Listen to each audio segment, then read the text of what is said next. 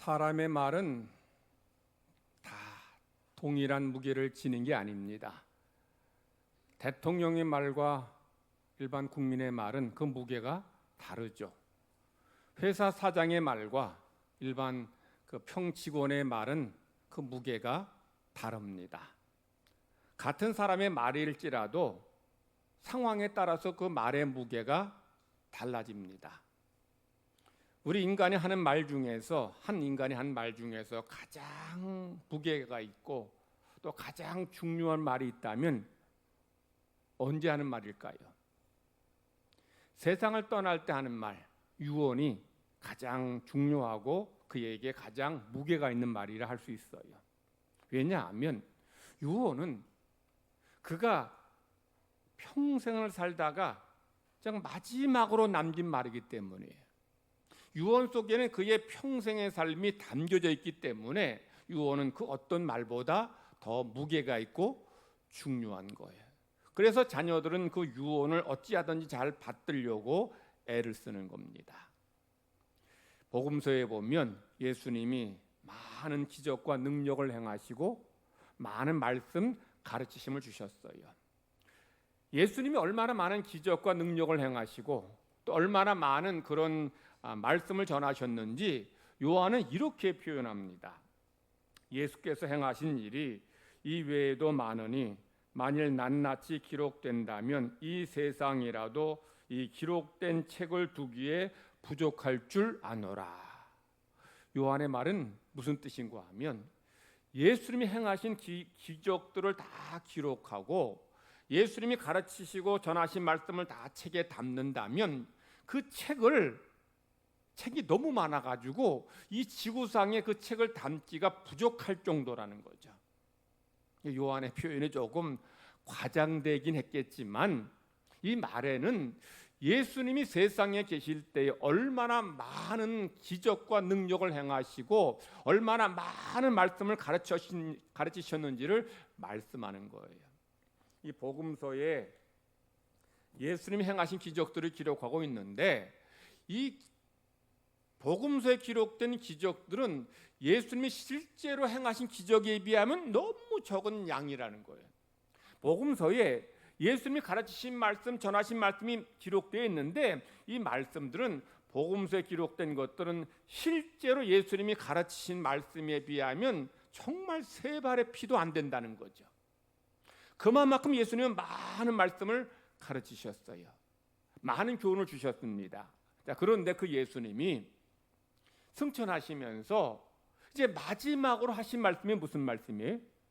너희는 모든 민족을 제자로 삼아서 아버지와 아들과 성령 이름으로 세례를 베풀고 내가 너희에게 가르쳐 준 것을 지키게 하라고 말씀하셔요. 그러니까 예수님이 마지막으로 하신 유언의 말씀은 우리 성도들이 복음을 전하라는 거죠.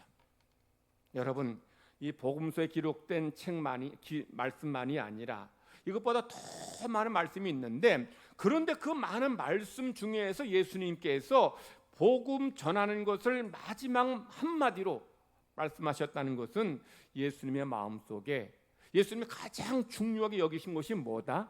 복음을 전하는 거라는 거죠. 사실 그 일 때문에 예수님이 이 땅에 오셨어요. 세상의 수많은 죄인들, 멸망길로 가는 죄인들을 구원하기 위해 이 땅에 오셨고 그들에게 영원한 천국에 들어가도록 하시기 위해서 십자가에 달리셨어요. 그러므로 예수님의 마음에는 하나님의 마음에는 이 영혼을 구원하는 복음 전도가 제일 중요하다는 거예요. 그래서 하나님의 은혜로 구원받은 성도들 그리고 주님의 이름으로 모인 교회에는 이 주님이 주신 이 지상 명령 감당해야 돼. 우리가 매년 우리가 새생명 전도 축제를 하고 선교에 위해 교회 세우고 헌금하고 우리가 선교 위해 기도하는 이유가 뭐예요? 그것이 주님께서 교회와 성도들에게 주신 사명이기 때문에 그러므로 복음을 전하지 않는 성도는 주님의 유언을 지키지 않는 성도고 전도하고 선교하지 않는 교회는 주님의 말씀에 순종하지 않는 교회라는 거예요. 그래서 우리는 주님의 말씀, 지상명령 제일 주님의 마음에 담고 있는 이 영혼 구원의 사명을 우리가 잘 감당함으로 하나님께 영광 돌리시기를 주님은 간절히 바라십니다.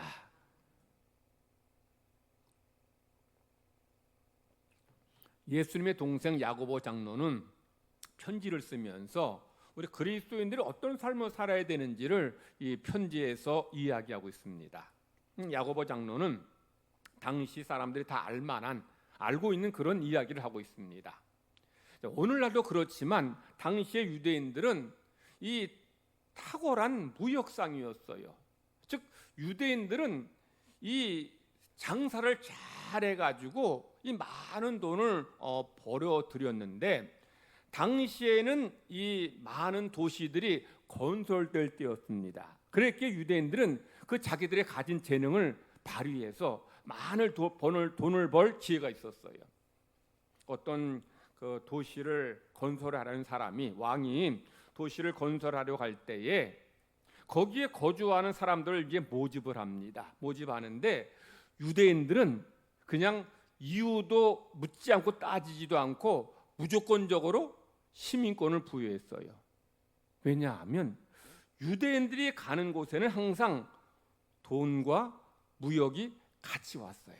그러니까 어느 도시를 만들게 되면 제일 먼저 유대인들을 먼저 부르는 거예요. 그래야 돈이 돌고 이제 경제가 살아나게 되는 거죠. 오늘 우리가 이 말씀을 읽으면서 이런 상황을 연상하면서 말씀을 들으시면 이해가 잘 되리라 봅니다. 어떤 사람이 유대인이죠. 큰 세계 지도를 펼쳐놓고 지도를 자세히 보고 있어요. 자, 어디가 지금 새로 이제 발전하는 그런 도시인가, 어디가 동서 또 남북으로 교역이 활발하게 되는 도시인가 이렇게 살펴보다가 여기구나. 여기 가서 이제 1년, 2년을 유하면서 여기서 이제 건설자들과 한패가 되어서 열심히 일을 하면 한 1년 만에, 2년 만에 큰 돈을 벌 것이다 라고 이제 계획을 세우는 거예요. 자, 그런 것을 연상하면서 지금 야고보 장로 이걸 썼어요. 그런데 야고보 장로는 이런 사업과의 이런 계획이 헛되다라고 말합니다. 왜냐하면 우리 인간은 한치 앞을 알 수 없기 때문이죠. 지혜왕 솔로몬이 이렇게 교훈을 줍니다. 인간은 계획을 세우지만 그 계획을 성취하게 하시는 분은 누구시다? 하나님이시다. 하나님이시다. 즉 인간이 계획을 아무리 잘 세울 수 있는데 그 계획의 성취는 인간의 능력에 달려 있지 않다는 거예요. 왜냐하면 미래는 하나님의 시간이기 때문이에요. 그런데 이 많은 사람들은 자기가 어떤 일을 계획하고 꿈꾸고 이 일이 성공할 것이라고 기대에 부풀어 있다는 거예요. 그래서 솔로몬은 너는 내일 일을 자랑하지 말라. 하루 동안에 무슨 일이 일어날는지 내가 알지 못함이니라 하고 말씀해요. 본문의 야고보 장로도 비슷한 말을 합니다. 내일 일을 너희가 알지 못하는도다. 너희 생명이 무엇이냐? 너희는 잠깐 보이다가 사라지는 안개와 같다라는 거예요. 야고보 장로는 우리 인생을 뭐로 비유했어요? 뭐로 비유해? 잠깐 보였다가 사라지는 안개로 비유해요. 그런데 이런 비유가 야고보 장로만의 비유가 아니라 성경 기자들이 이렇게 인생을 비유하는 거죠. 인생을 어떻게 비유했냐? 날아가는 화살 같다. 화살 쏘면 금방 날아가 버리고 사라져 버려요. 잠깐 피었다가 사라지는 꽃과 같다. 우리 인생이 이렇게 잠깐 존재하는 것 같은데 금방 사라진다는 거죠. 그러니까 이런 인생, 유한하고 짧은 인생을 사는 우리는 어떤 삶을 살아야 하느냐는 거죠. 이것을 15절에서 잘 말씀합니다. 주님의 뜻이면 우리가 살 것이고 이것이나 저희를 할 것입니다. 우리가 구원받은 하나님의 백성이라면 우리는 하나님의 뜻 안에서 이 땅을 살아가야 돼요. 그리고 하나님의 명하신 것들을 행하고 실천하고 순종해야 되는 거죠. 그런데 야고보 당시의 사람들, 오늘날도 마찬가지겠습니다만 어떤 삶을 살아가느냐? 허탄한 자랑을 해요. 허탄한 자랑. 여러분, 허탄한 자랑이 뭘까요? 허탄한 자랑은 자기를 드러내고 우쭐대면서 자랑하는 것을 말합니다. 자, 허탄한 자랑은 자기를 드러내고 우쭐대매는 그런 자랑, 교만한 마음을 말하는데, 이 본문에서 야고보 장로는 이 허탄한 자랑은 이보다 더 중요한 의미를 담고 있다고 말해요. 그게 뭐냐? 위에서 말씀드린 어떤 미래의 일에 대한 확신의 확신. 즉 내가 어느 도시에 가서 1년, 2년 일해서 큰 돈을 벌 것이다. 내가 앞으로 할 일에 대한 확신을 갖는 것, 이것이 허탄한 자랑이라는 것. 사업을 하는 사람들이 자기가 앞으로 할 일에 대한 확신을 갖는 것에 대해는 결정적인 잘못이 두 가지가 있어요. 첫 번째는 뭐냐? 내일은 그의 시간이 아니라는 거예요. 내일 여러분의 시간입니까? 아니에요. 내일 아침에 내가 깨어나야 내일 또 하루를 살아갈 때에 그 내일이라는 시간이 나의 시간이 돼요. 그런데 아직 내일 오지도 않았는데 1년 뒤, 2년 뒤 오지도 않았는데 그것을 마치 자기의 시간인 것처럼 생각하고, 그리고 내가 계획한 것이 확신하게 성공할 것이라고 확신하는 것은 이게 얼마나 어리석었냐는 거죠. 두 번째는 솔로몬이 지적한 것처럼 하루 동안에 무슨 일을 만날지 모르기 때문에. 오늘 제가 여러분들 이렇게 얼굴 보니 얼마나 감사하고 참 하나님의 은혜가 고마운지 몰라요. 왜냐하면 하루 동안에 무슨 일이 일어날지 모르고 또 한 주 동안에 무슨 일을 만날지 모르기 때문에. 제가 신대원 졸업한 지가 34년 됐습니다. 우리 신대원 동기 목사들이 이 카카오톡에 단톡방을 만드는데 거기에 이제 동기 목사들의 이제 어떤 어떤 좋은 소식이든 뭐 슬픈 소식 거기에 이제 올려요. 거기에 이제 뭐 아무개 동기 목사의 부모님이 어머니가 돌아가셨다, 또는 뭐 아무개 목사의 뭐 아들이 결혼한다, 이런 이제 소식을 전하면 이제 뭐 같이 위로하고 또 축하하고 이제 격려하고 그래요. 근데 가끔 거기에 아무개 동기 목사가 지금 큰 병에 걸려서 지금 암에 걸려서 지금 굉장히 위독하다. 그리고 어떤 동기가 이제 그렇게 정말 의식을 잃고 쓰러졌는데 세상을 떠났다. 며칠 전에도 동기 하나가 그냥 갑자기 의식을 잃고 쓰러져서 세상을 기도해 달라고 부탁했는데 오후에 세상 떠났다는 그런 공지가 올라왔어요. 뭐 나이가 그러면 80, 90된 동기냐? 뭐 저희 또래죠. 60대. 근데 그렇게 뭐 아직 살 날이 우리 생각엔 한 최소한 20, 30년은 남았을 거라고 생각하는데, 근데 하루 동안에 그렇게 이렇게 뭐 병에 걸려서 암에 걸려서 뭐 의식이 잃고 뭐 뇌출이 쓰러져서 그렇게 세상 떠나는 게, 그게 특별하고 이상한 사람들만의 모습이 아니라 우리의 모습이라는 거예요. 그러니 하루 일을 알지 못하는 인생이 어떻게 1년, 2년 뒤에 내가 가서 성공하고 내가 잘 살고 내가 정말 풍성한 삶을 살 것이다, 이런 것이 이게 얼마나 허탄하냐는 거죠. 야고보 장로는 우리가 미래에 대한 확신을 갖는 거, 이것은 허탄할 뿐만 아니라 악하다까지 말해요. 여러분, 우리가 미래에 일에 대한 확신을 갖는 게 이게 왜 악할 거예요? 아니 뭐 사업하는 사람이라면 그런 확신, 자신감 가지고 일할 수 있지 않겠습니까? 그런데 야고보 장로는 지금 미래의 1년, 2년 뒤의 일을 계획하고 꿈꾸며 내가 돈 많이 벌 것이다, 이걸 갖는 것을 허탄할 뿐만 아니라 악하다고 말하는 이유는 뭐냐면, 하나님과 상관없이 자기가 자기 인생의 미래에 대한 이런 성공을 확신하기 때문에. 근데 여러분, 중요한 것은 이 솔로몬 기자가 지적한 것처럼 우리가 계획은 세울지 몰라도 그 성취케 하시면 하나님이시고, 미래에 내일에 1년 뒤에 무슨 일이 일어날지 모르는데 나는 내가 마치 내 능력으로 이것을 다 이룰 것처럼 생각하니 그것처럼 교만한 생각이 어디 있느냐는 거죠. 여러분, 미래 시간은 여러분의 영역이 아니에요. 하나님의 영역입니다. 하나님의 영역을 내가 이제 뭐 할 수 있다라고 생각하는 것은 교만함의 극치인 거죠. 그러니 그걸 뭐라 그래요? 죄다, 악이다라는 거예요. 자, 그러면 우리 짧고 유한한 인생을 사는 우리들 어떤 인생을 살라 하십니까? 어떤 인생을 살아야 한다 말씀합니까? 선을 행해야 한다는 거예요. 선이 뭐예요? 야고보 장로는 선을 행할 줄 알면서도 행하지 않으면 죄라고 했는데 선이 뭘까요? 하나님의 뜻을 이루는 겁니다. 하나님 말씀대로 순종하는 거예요.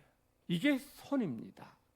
그러므로 구원받은 성도들은 하나님의 뜻이 무엇인지 분별하고 그 뜻에 순종하는 삶을 살아가는 것이 바로 여러분의 사명이고 또 책임인 것입니다. 여러분을 향한 하나님의 뜻이 뭘요? 여러 가지 많이 있지만 주님께서 마지막으로 남기신 지상 유언의 지상 명령에 담겨져 있어요. 아직까지 구원받지 못한 영혼을 구원하는 거예요.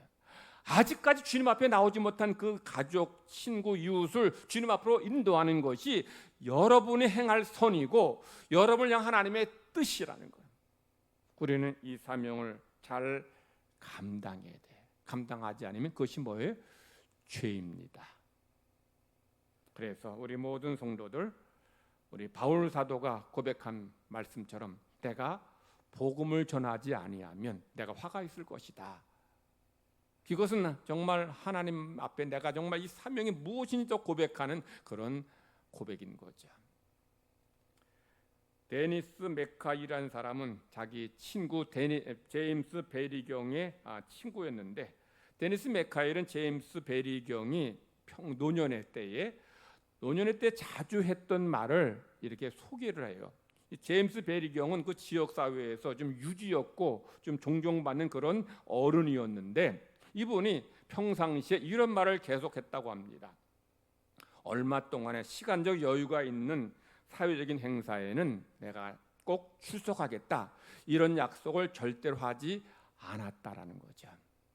자, 사회적인 유지니까 뭐 그 지역에 어떤 행사가 있을 때에 그 제임스 베리경을 초청을 하는 거예요. 근데 그 큰 행사는 이게 뭐 내일 모레 뭐 이렇게 결정하지 않을 거 아니에요. 뭐 길면 1년 뒤, 6개월 뒤, 3개월 뒤 이런 몇 개월 뒤에 이제 어떤 행사를 계획하고 꼭 오세요. 그때 뭐 축사를 부탁합니다. 뭐 이렇게 부탁을 하는데 그런데 이 제임스 베리경은 그 적어도 몇 달 뒤에 그런 사회적인 약속에 대해서는 한 번도 오케이 예스 한 적이 없다는 거예요. 왜 그랬을까요? 내가 그때 간다고 가서 내가 축사하겠다고 약속을 했는데 그 사이에 내가 죽을지 모른다는 거예요. 내가 혹시 아직은 내가 지금 호흡이 있어서 내일 모레 정도는 내가 이 약속이라면 내가 그 약속은 지킬 수 있을지 몰라도 내가 3달 뒤 6개월 뒤에 내가 그때 무슨 병으로 누워 있을지 세상 떠날지 내가 알 수 없기 때문에 약속 못 하겠다는 거예요. 여러분, 이 제임스 베리경만의 모습이에요. 내일 일을 모르는 것, 오늘 하루의 일을 모르는 것이 우리 인생인데 우리가 어때 6개월, 뭐 1년, 2년 뒤에 우리가 정말 계획하면서 이 일이 이루어질 것이라고 확신할 수 있는 사람 누가 있냐는 거예요. 그래서 우리는 오늘 주어진 삶을 잘 살아야 되고 오늘 하나님 주신 사명을 잘 감당해야 돼. 그리할 때에 오늘이라 하나님 부르시면 우리 주님 앞에 서게 되는 거죠. 그게 구원받은 성도의 성숙한 삶이고 하나님 기뻐하시는 모습인 것입니다. 오늘 말씀 제목을 제가 뭐라고 정했는가 하면 마지막 전도잔치. 뒤에다가 퀘션 마크를 넣었는데 자, 이렇게 제목을 정한 데 2가지 이유가 있어요. 자, 첫 번째는 어떤 이에게는 이번 올해의 전도잔치가 마지막 전도잔치가 될 수 있어요. 전도 대상자인 그 불신자나 전도자인 여러분 중에서 어떤 분은 마지막 전도자가 될 수 있다는 거죠. 우리 지난 주일에 간증한 우리 김기용 우리 장로님이 자기 친구 꼭 전도하려고 마음을 먹었는데 성령께서 감동 주셨는데 뭐 차일피일 미루다가 못했는데 갑자기 죽었다는 거예요. 그때 내가 성령께서 감동 주실 때에 그 가서 순종했다면, 복음 전했다면 그가 구원받고 천국에 들어갔을 때인데 내가 그때 하지 못해서 너무 그냥 지금까지도 후회되고 하나님 앞에 그 영혼 앞에 최소 미안하다는 거. 그러므로 어떤 이에게는 이번 올해의 전도잔치가 이 세상에서 마지막 전도잔치가 될 수 있다는 거예요. 하나님 부르시면, 하나님 여러 번 부르시고 또 전도 대상자 영혼 부르시면 올해 세상 전도잔치 끝난 다음에 부르시면 우리 마지막 전도잔치 아니겠습니까? 자, 두 번째로 제가 이렇게 정한 데에는 실제로 올해 이 새생명 전도잔치가 마지막 전도잔치가 될 수도 있기 때문에요. 왜냐하면 주님이 말씀하신 종말의 징조가 지금 너무 분명하게 나타나고 있기 때문에요. 주님께서 말씀하신 종말의 징조들이 이렇게 나타나고 있으니, 그러니 주님께서 말씀하신 그 종말의 징조대로 이런 징조가 나타나면 주님이 오신다 했는데, 올해 이제 전도잔치 마치고 내년 10월 오기 전에 주님 오시면 우리는 올해 하는 이 전도잔치가 이 세상에서 하는 마지막 전도잔치가 될 수 있다는 거예요. 우리 장사하는 사람들 뭐 광고할 때에 좀 공포 마케팅 하는 그런 사람들이 많아요. 공포 마케팅이 뭐냐? 불안함을 주는, 불안함을 조성하는 거예요. 이 보험 상품을 들지 않으면 뭐 사고 날 때에, 병 들었을 때 당신 경제적으로 파산할지 모른다. 꼭 들으라는 거예요. 불안함을 주는 거예요. 이 약을 먹지 않으면, 이 약을 먹지 않으면 당신 건강에 이를 것이다. 이렇게 홍보해요. 그래서 우리가 먹지 않으면 불안해지게끔 만드는 거예요. 여러분, 제가 이 말씀, 이렇게 말씀을 전하는 것이 여러분에게 무슨 불안함을, 공포를 주려는 게 아니에요. 하나님께서 말씀하신 것을 전할 뿐이고, 또 주님께서 말씀하신 것대로 종말의 징조들이 지금 너무나 분명하고 선명하게 나타나주고 있기 때문에 이 과학자들은 올해가 앞으로 가장 시원한 해가 될 거라고 그렇게 예견을 해요. 왜냐하면 이상기온으로 인해서 내년은 올해보다 더 더워진다는 거죠. 내후년은 내년보다 더 더워진다는 거예요. 그러니 올해가 올해 요즘 굉장히 더웠는데 내년은 더 더울 거라는 거예요. 그런데 여러분, 이 과학자들이 이상 기온으로 인해서 단지 날씨가 더워지는 것만을 이야기하는 게 아니에요. 이런 이상 기온으로 인해, 이런 재해들로 인해 인류가 종말을 맞이할 수 있다라는 거죠. 여러분, 과학자들이 단지 날씨가 더워지는 것, 그래서 참 여름 나기가 힘들다는 이거 얘기하는 게 아니에요. 날씨가 더워지면, 기온이 올라가면 농사에 어려움을 겪게 돼요. 올해도 지금 농사, 지금 배추 농사, 지금 뭐 여러 가지 많은지 뭐 과일들 지금 뭐 그냥 너무 더 더워가지고 다 타가지고 지금 뭐 어려운 그런 겪는 농가가 한둘이 아닌데, 날씨가 너무 더워지게 되면 이제 농사 실패해서 식량 위기를 만날 수 있다는 거죠. 날씨가 더워지면 빙하가 지금 계속 녹아지고 있는데, 빙하가 녹아짐으로 인해서 해수면이 올라가게 되고, 전 세계의 많은 도시들 중에서 해수면 낮은, 우리로 말하면 부산 같은 그런 도시들이 물에 잠기게 된다는 거예요. 빙하가 녹으면서 빙하 속에 있는 이런 다양한 이런 박테리아들이 이제 깨어나 살아나면서 이게 이제 전 세계로 퍼지게 되면 코로나와 비교도 안 될 그런 전염병이 전 세계를 그러니까 상상할 수 없는 그런 일들이 일어날 수 있다는 거예요.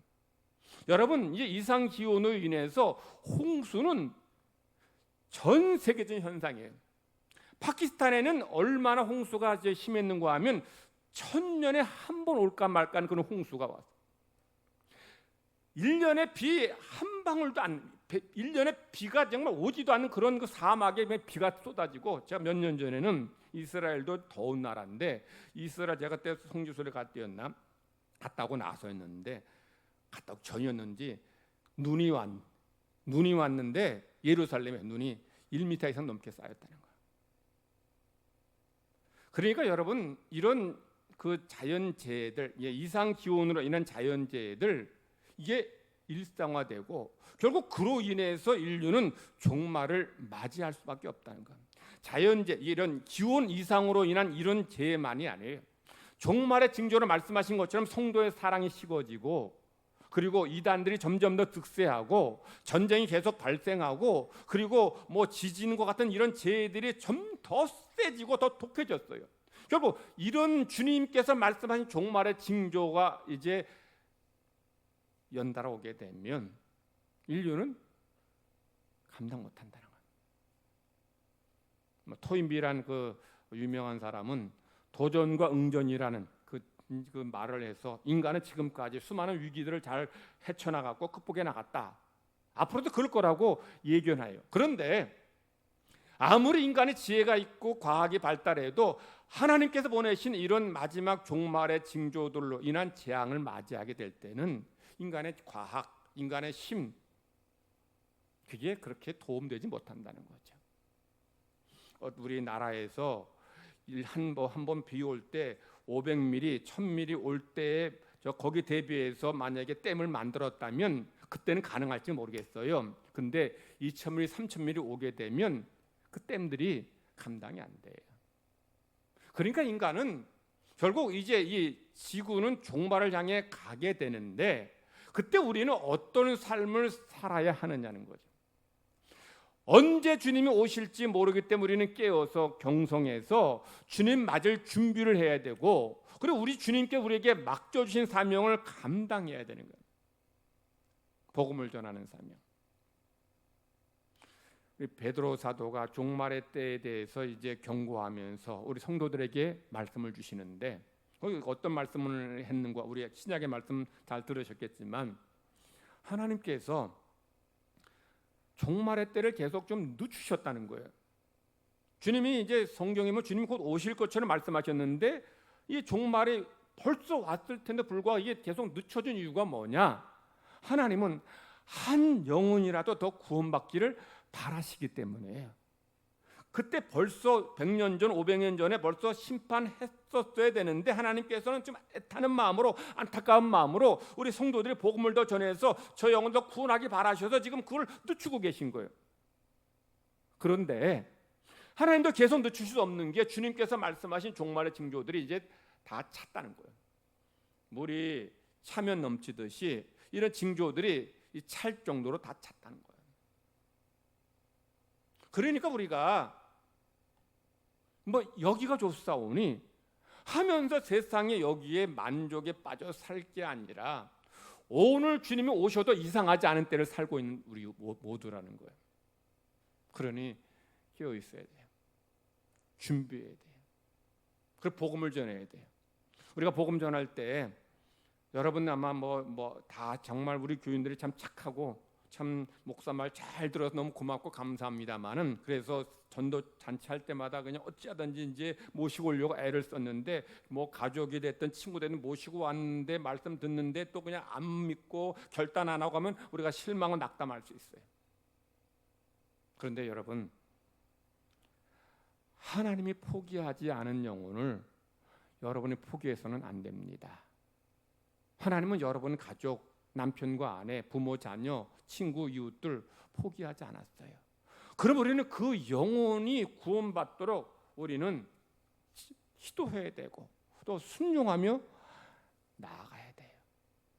이사야 선지자, 구약의 말씀에서 이사야 선지자에게 하나님께서 이 불쌍한 영혼들, 이 망할 영혼들, 이 죽어가는 영혼들을 위해서 누가 갔겠냐, 누가 갈까, 누가 갔으면 좋겠냐 라고 할 때 이사야가 뭐라 합니까? 하나님, 제가 부족하지만 제가 가겠습니다. 이 하나님의 심정, 이 마음이 오늘 이 시대도 똑같으리라고 봐요. 왜냐하면 이 시대 사람들은 이사야 당시 유대인들보다 더 악하고 더 죄악으로 더 멸망길로 가고 있기 때문에요. 그런 이때에 우리가 어떻게 해야 돼요? 주님, 제가 여기 있습니다. 제가 가겠습니다 라고 순종해야 돼요. 포기하지 말고. 주님은 기도할 때에도 낙담하지 말라고 말씀하셨지만 전도할 때에도 낙담하지 말라고 말씀하셔요. 하나님이 도우시고 하나님이 역사하시고 여러분의 입술의 선포를 통해서 여러분의 강권 통해서 하나님의 은혜가 어떻게 나타날지 모르기 때문이에요. 우리 모든 성도들 구원받았으니 됐다. 언제 죽어도 천국 간 됐다가 아니라 나는 구원받았지만 아직도 구원받지 못한 여러분 주위의 그 영혼들 바라보면서 그들을 주님 앞으로 인도하는, 그래서 하나님께 기쁨과 영광 돌리는 모든 성도 되시기를 하나님은 간절히 바라십니다. 하나님 아버지 감사합니다. 저희를 구원해 주시고 하나님의 자녀 삼아 주시니 감사드립니다. 내일을 알지 못하는 인생을 삽니다. 언제 주님이 오실지 모르는, 오늘 오셔도 이상하지 않은 때를 살아갑니다. 이때 우리 모두 지혜로운 신부들처럼 깨어있고 주님을 맞을 준비하는 저희 모두가 되기를 원합나이다. 그리고 우리에게 맡겨주신 영혼 구원의 사명을 감당하는 모든 성도들 되게 하여 주시옵소서. 하나님께서 포기하지 않은 영혼, 우리가 포기하는 일이 없게 하시고 우리가 기도하며 그 영혼 품고 사랑을 나누며 권면할 때에, 강권할 때에 생명의 역사가 우리 통해 나타나지게 될 줄 믿습니다. 우리 하나님께서 성도를 한 사람 한 사람에게 성령님 은혜로 충만하게 하시고 강하고 담대하게 하시고 담대한 복음의 증인 되게 해주셔서 우리 통해서 열매 맺게 하여 주시옵소서. 다음 주일에 많은 영혼들이 예배하고 말씀 듣게 하시고 결단하며 주님 앞에 정말 구원받는 역사가 있게 하여 주시옵소서. 감사드리며 예수님의 이름으로 기도드리옵나이다.